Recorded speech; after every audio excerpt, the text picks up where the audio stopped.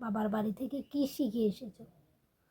তারা কখনো এটা ভাবে না। সবসময় যদি আমাদের সাথে এভাবেই কথা বলে তাহলে আমাদের কি কখনো খারাপ লাগে না? আর এই ধাক্কা, সব কষ্টের চেয়ে বড় কষ্ট হলো বাবা মায়ের চোখের জল। মা মানে নিজে না খেয়ে ভালো খাবার সন্তানের জন্য তুলে রাখা।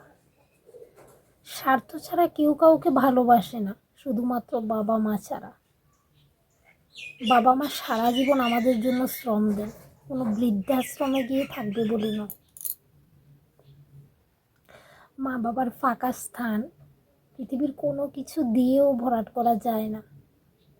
মা থাকে নিঃশ্বাসে আর বাবা থাকে বিশ্বাসে। মা শিক্ষিত হোক বা নাই হোক, জীবনের শ্রেষ্ঠ শিক্ষক কিন্তু মাই হয়। তারপরেও কিছু কিছু ক্ষেত্রে শ্বশুর বাড়িতে গেলে অনেক কথা শুনতে হয়। যেমন ধরুন, কোনো কাজ না পারলে তখনও শুনতে হয় মা বাবা কিচ্ছু শেখায়নি, ভালো শিক্ষাটুকুও দেয়নি। বাবার বাড়ি থেকে কি শিখে এসেছো। তারা কখনো এটা ভাবে না। সবসময় যদি আমাদের সাথে এভাবেই কথা বলে তাহলে আমাদের কি কখনো খারাপ লাগে না?